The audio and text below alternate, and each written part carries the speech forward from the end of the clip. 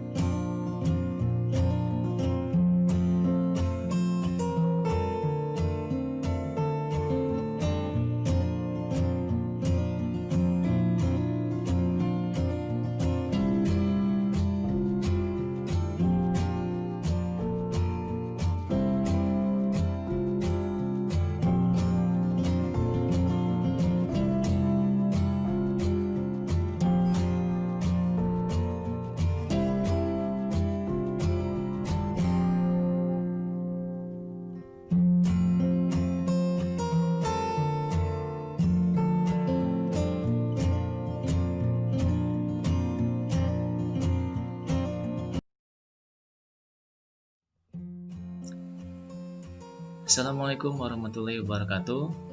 Kembali lagi bersama Bapak dalam pelajaran PKN. Bagaimana kabarnya hari ini anak-anak? Bapak doakan kalian dalam keadaan sehat dan semangat. Baiklah anak-anakku yang Bapak cintai, pada pertemuan kali ini Bapak akan menjelaskan materi tentang kedaulatan negara kesatuan Republik Indonesia. Sebelum membahas lebih jauh, ada tujuan pembelajaran yang harus kalian ketahui. Yang pertama, yaitu mengenal serta memahami ketentuan tentang bentuk dan kedaulatan negara sesuai dengan Undang-Undang Dasar Negara Kesatuan Republik Indonesia tahun 1945.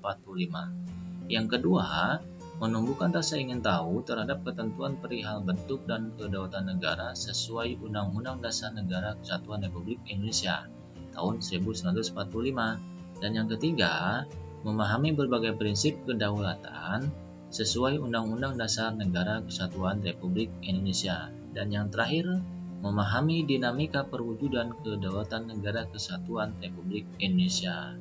Nah, itulah tujuan pembelajaran kita pada pertemuan kali ini. Baiklah anak-anak, pembelajaran kita kali ini terbagi atas 3 subbab materi yang akan Bapak jelaskan. Yang pertama yaitu tentang hakikat kedaulatan. Yang kedua yaitu tentang bentuk-bentuk kedaulatan. Dan yang ketiga adalah tentang teori-teori kedaulatan. Baiklah anak-anakku yang Bapak cintai, materi pembahasan kita yang pertama yaitu hakikat kedaulatan. Berbicara hakikat, kita akan berbicara tentang pengertian atau definisi.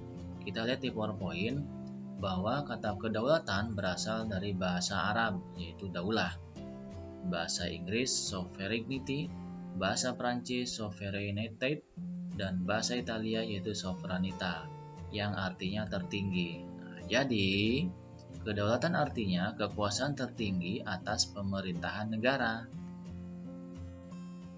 Baiklah, kita lihat di sini ada satu tokoh yang sangat terkenal yaitu yang bernama Jean Bodin. Bodin mengatakan bahwa kedaulatan adalah kekuasaan tertinggi untuk menentukan hukum dalam suatu negara. Nah, di sini kita lihat bahwasanya kedaulatan memiliki sejumlah sifat pokok, yaitu asli, permanen, tunggal, dan juga tidak terbatas. Kita akan bahas satu persatu. Yang pertama yaitu asli. Artinya bahwa kekuasaan tidak berasal dari kekuasaan lain yang lebih tinggi. Yang kedua, permanen. Maksudnya adalah kekuasaan itu tetap ada sepanjang negara tetap berdiri walaupun pemerintah sudah berganti. Dan yang ketiga yaitu tunggal. Maksudnya adalah kekuasaan itu merupakan satu-satunya dalam negara dan tidak dibagikan kepada badan-badan lainnya. Dan sifat yang terakhir yaitu tidak terbatas. Maksudnya adalah kekuasaan itu tidak dibatasi oleh kekuasaan lainnya. Nah, kita bisa lihat juga di sini bahwasanya negara memiliki kekuasaan tertinggi untuk memaksa semua penduduknya agar menaati undang-undang serta peraturan-peraturan. Nah, materi yang kedua yaitu tentang bentuk kedaulatan. Kita lihat bersama bahwasanya kedaulatan atau kekuasaan tertinggi suatu negara terdiri dari dua bentuk, yaitu kedaulatan ke dalam dan juga kedaulatan keluar. Bentuk yang pertama adalah kedaulatan ke dalam. Berarti bahwa bangsa yang merdeka memiliki kekuasaan untuk menyusun dan mengatur organisasi pemerintahan sendiri menurut kehendak bangsanya sendiri, serta kekuasaan untuk mengelola semua yang ada di wilayahnya yang mengandung sumber daya alam baik di darat, laut maupun udara. Untuk siapa? Untuk kemakmuran rakyatnya tanpa campur tangan negara lain berdasarkan peraturan perundang-undangan yang berlaku.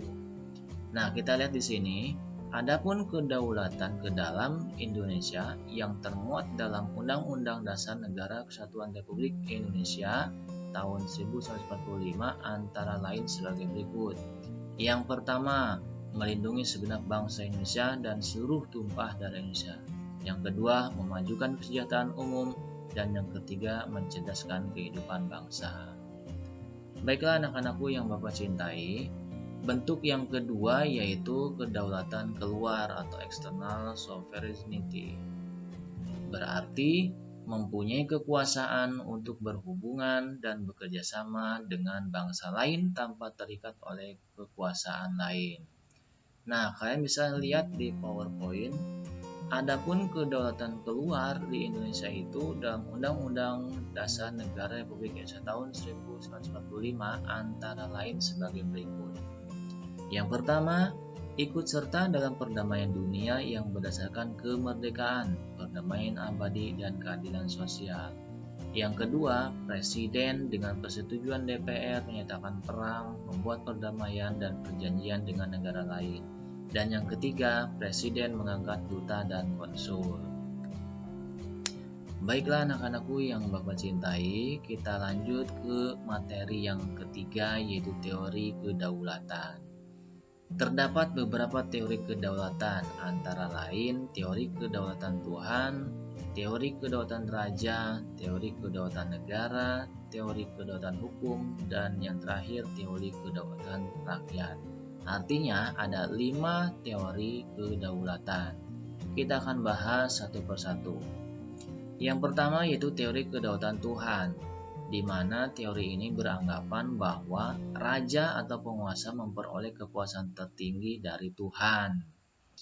Teori ini umumnya dianut oleh raja-raja yang mengaku sebagai keturunan dewa, misalnya para raja Mesir kuno, Kaisar Jepang, Kaisar Tiongkok, Raja Belanda, yaitu By Greater Gods, kehendak Tuhan, dan Raja Ethiopia yaitu Haile Selassie, dengan sebutannya singa penakluk dari suku Yuda pilihan Tuhan.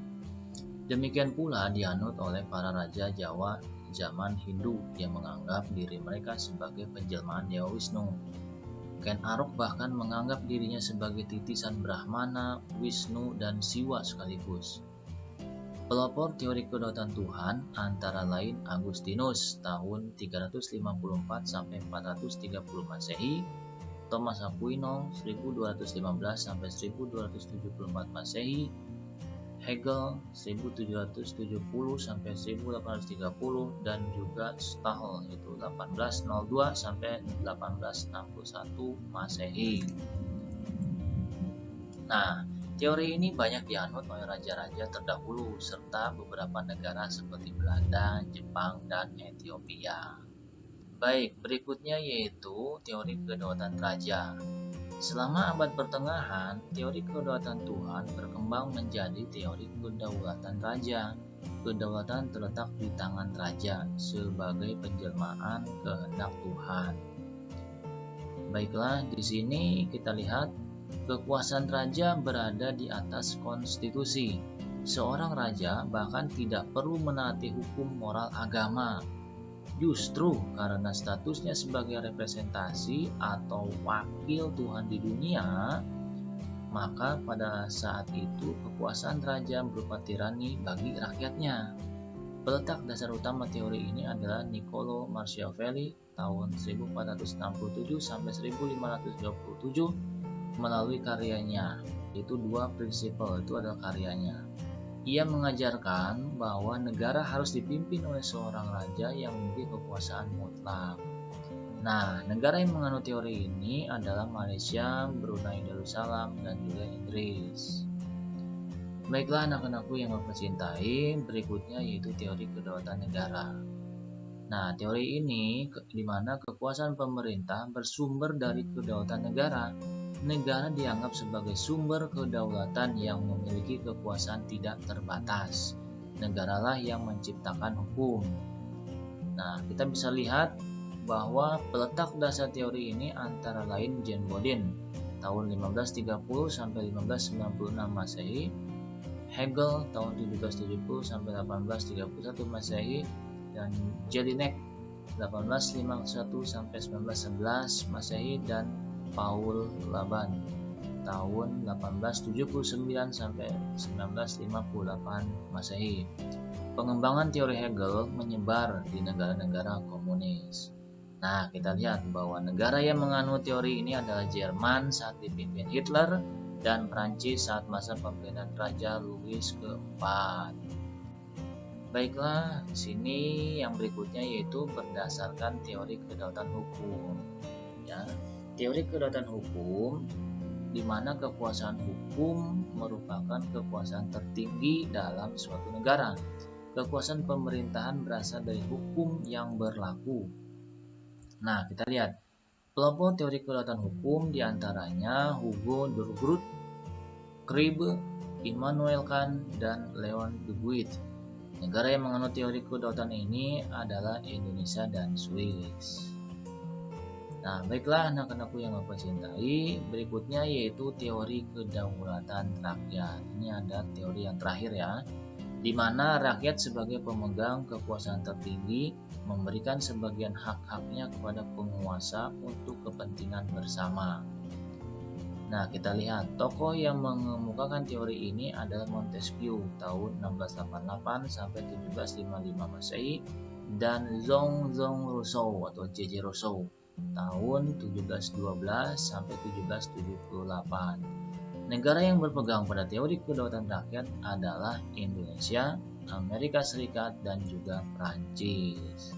Baiklah anak-anak, dari uraian materi yang telah Bapak jelaskan tadi, semoga dapat dipahami dengan baik ya. Nah, sekarang kita saatnya menjawab pertanyaan.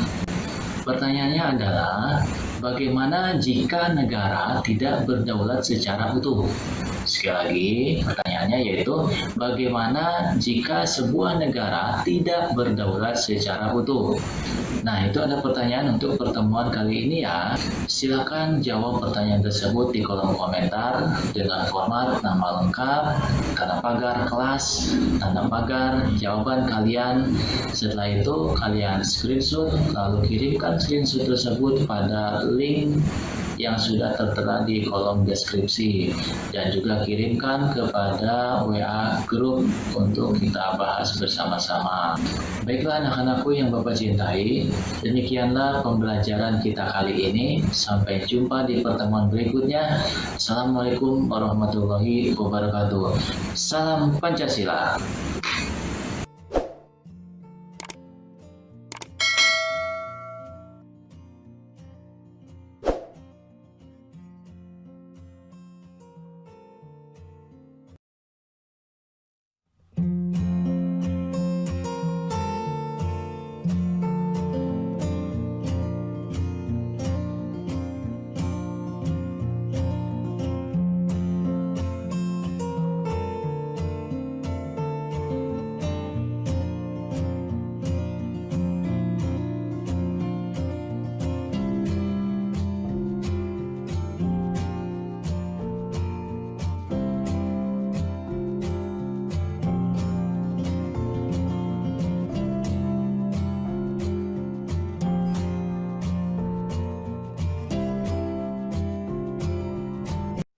Dapat menimbulkan kekacauan dalam bidang hukum, Pak, sehingga negara tersebut berarti tidak bisa menentukan hukumnya sendiri, dan negara tidak bisa memiliki kekuasaan tertinggi untuk memaksa penduduknya menaati UU dan peraturan lainnya secara utuh. Pendapat saya dari jawaban Rafli ini Ya Pak, saya setuju dengan Raffi karena ini merupakan ketidakadaannya kedaulatan rakyat yang utuh menyebabkan kekacauan dalam hal hukum dan peraturan. Jawabannya sudah benar, Pak. Saya sependapat dengan Rafli. Menurut saya jawaban dari Rafli itu sudah sangat baik. Itu saja, Pak.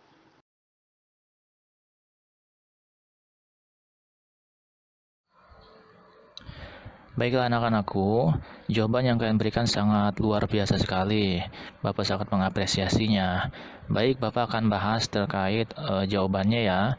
Pertanyaannya yaitu bagaimana jika sebuah negara tidak berdaulat secara utuh? Nah, kita bisa lihat bahwa negara yang berdaulat itu tidak bergantung pada kekuatan negara lain atau tidak bergantung pada negara lain. Negara yang berdaulat yaitu negara yang mempunyai kekuasaan tertinggi atas suatu pemerintahan negara. Artinya, jika negara tidak berdaulat secara utuh, itu artinya masih bergantung, bahkan ditentukan oleh negara lain, sehingga negara tersebut berarti tidak bisa menentukan hukumnya sendiri, dan negara tidak bisa memiliki kekuasaan tertinggi untuk memaksakan penduduknya menaati undang-undang dan peraturan lainnya secara utuh. Nah, jadi itu pembahasannya ya anak-anak.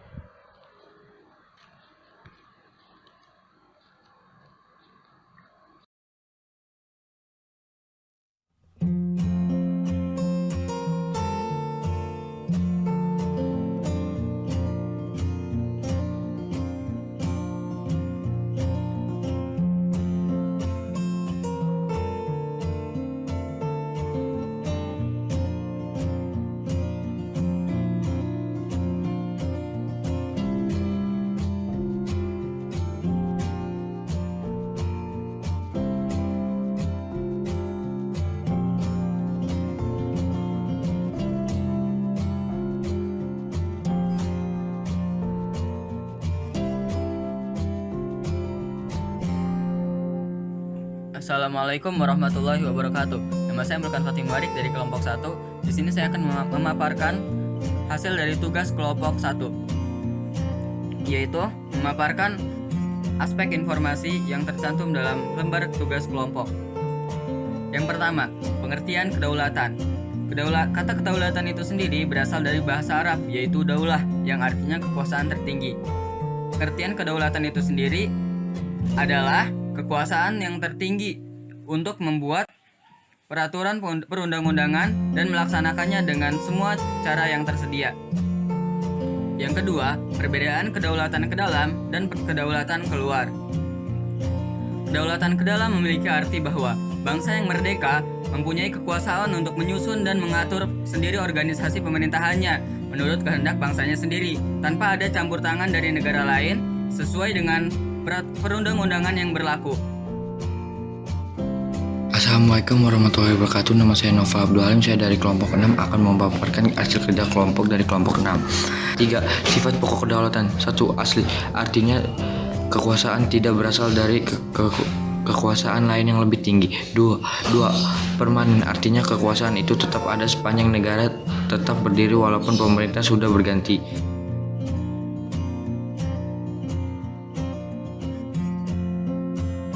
Assalamualaikum warahmatullahi wabarakatuh. Nama saya Muhammad Arkan Daryawan dari kelas 9C akan menjelaskan beberapa aspek informasi tentang kedaulatan negara kesatuan Republik Indonesia. Yang keempat, berbagai teori kedaulatan. Yang pertama, teori kedaulatan Tuhan. Yang kedua, teori kedaulatan raja. Yang ketiga, teori kedaulatan negara. Yang keempat, teori kedaulatan hukum. Yang kelima, teori kedaulatan rakyat.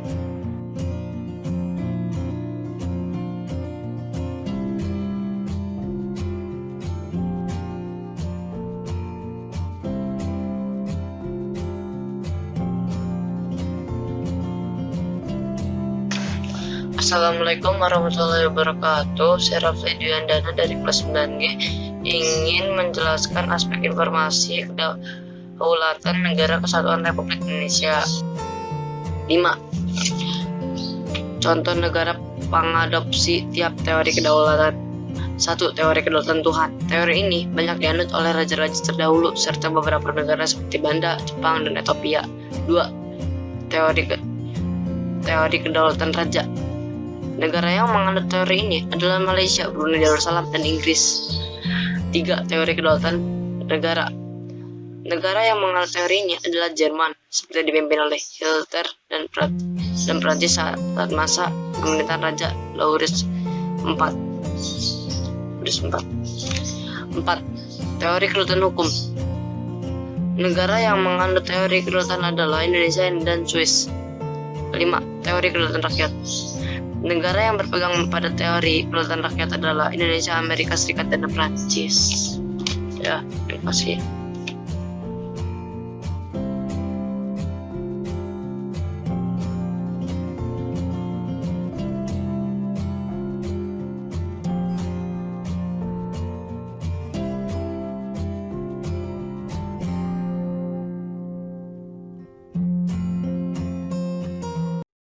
Jawabannya sudah tepat dan sudah cukup lengkap.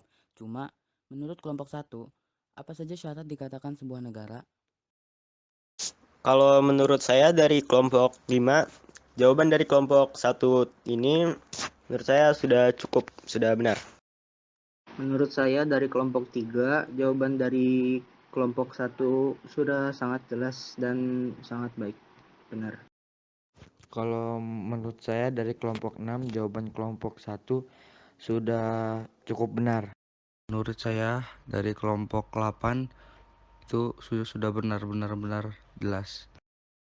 Syaratnya adalah memiliki wilayah, memiliki pemerintahan, dan memiliki rakyat.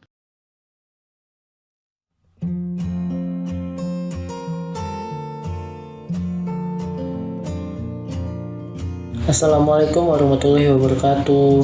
Nama saya Fatah Maulana Terginas di kelas 9C. Ingin bertanya Pak, apakah ada negara yang tidak pernah dijajah? Demikian pertanyaannya Pak. Terima kasih. Wassalamualaikum warahmatullahi wabarakatuh. Baiklah, Bapak akan jawab. Ada 5 negara yang belum pernah terjajah oleh bangsa manapun. Yang pertama adalah Thailand, kedua Cina, 3 Jepang, 4 Bhutan, dan yang kelima adalah Iran. Assalamualaikum warahmatullahi wabarakatuh. Nama saya Novel Abdul Halim dari kelas 9F. Saya ingin bertanya Pak, apa contoh konkret dari kedaulatan luar? Sekian pertanyaan dari saya. Terima kasih. Wassalamualaikum warahmatullahi wabarakatuh. Assalamualaikum warahmatullahi wabarakatuh. Nama saya Andre Wangsa Pratama dari kelas 9E. Mau bertanya, apa sih Pak contoh konkret dari kedaulatan ke dalam? Sekian pertanyaan dari saya. Terima kasih. Wassalamualaikum warahmatullahi wabarakatuh. Assalamualaikum warahmatullahi wabarakatuh. Perkenalkan, nama saya Imam Saputra dari kelas 9D. Ingin bertanya, siapakah tokoh yang pertama mendefinisikan tentang kedaulatan? Demikian pertanyaannya Pak. Terima kasih. Wassalamualaikum warahmatullahi wabarakatuh.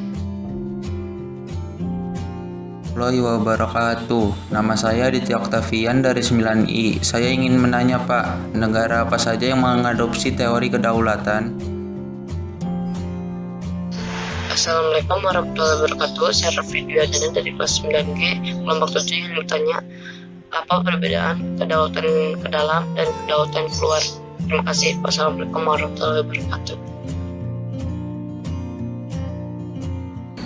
Contoh konkret kedaulatan keluar yaitu bisa yang pertama membuat perdamaian, yang kedua bisa saja kita melakukan perang, yang ketiga ikut organisasi, dan yang keempat masih banyak ya kegiatan-kegiatan lainnya yang bersifat keluar. Contoh konkret kedaulatan ke dalam yaitu melindungi segenap bangsa Indonesia dan seluruh bangsa Indonesia, memajukan kesejahteraan umum dan mencerdaskan kehidupan bangsa. Nah, itu adalah contoh konkret kedaulatan ke dalam bagi bangsa Indonesia.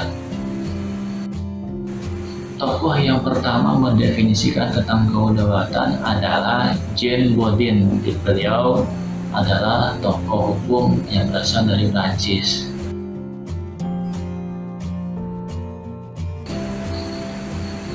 Negara yang mengadopsi teori kedaulatan. Oke, yang pertama teori kedaulatan Tuhan.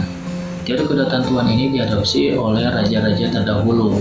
Negara yang mengadopsinya seperti Belanda, Jepang, dan juga Ethiopia. Yang kedua adalah teori kedaulatan raja. Teori ini diadopsi oleh beberapa negara seperti Malaysia, Brunei Darussalam, dan juga Inggris. Nah, yang ketiga yaitu teori kedaulatan negara. Teori kedaulatan negara ini diadopsi oleh beberapa negara, kalau nggak salah itu ada dua.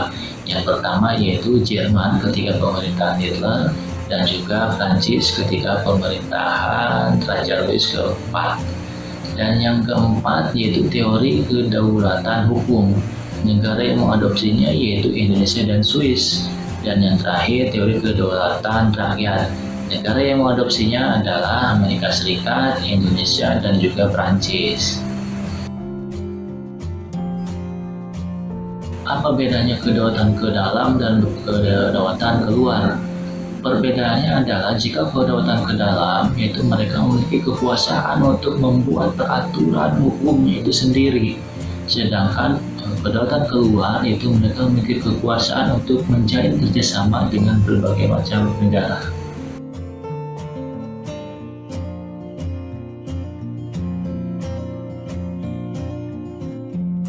Assalamualaikum warahmatullahi wabarakatuh. Nama saya Muhammad Hasan Daryawan dari kelas 9C. Mau merefleksi pembelajaran kita hari ini. Setelah saya mempelajari materi hari ini, yaitu tentang kedaulatan NKRI, dapat disadari bahwa negara berdaulat tidak bergantung pada atau memiliki kekuatan atau negara lain. Negara yang berdaulat adalah negara yang mempunyai kekuasaan tertinggi atas pemerintahan negara. Demikian refleksinya. Terima kasih. Wassalamualaikum warahmatullahi wabarakatuh.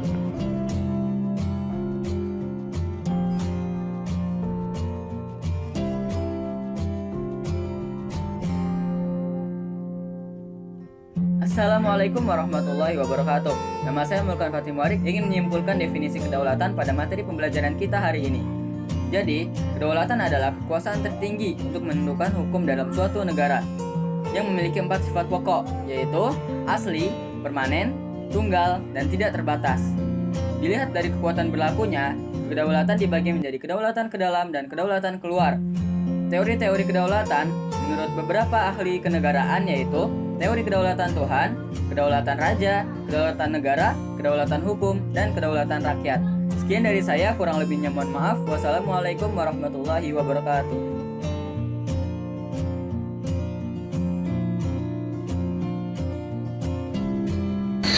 Baiklah anak-anakku yang Bapak cintai, demikianlah pembelajaran kita hari ini.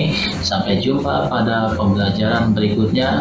Wabillahi taufiq wal hidayah. Wassalamualaikum warahmatullahi wabarakatuh. Salam Pancasila.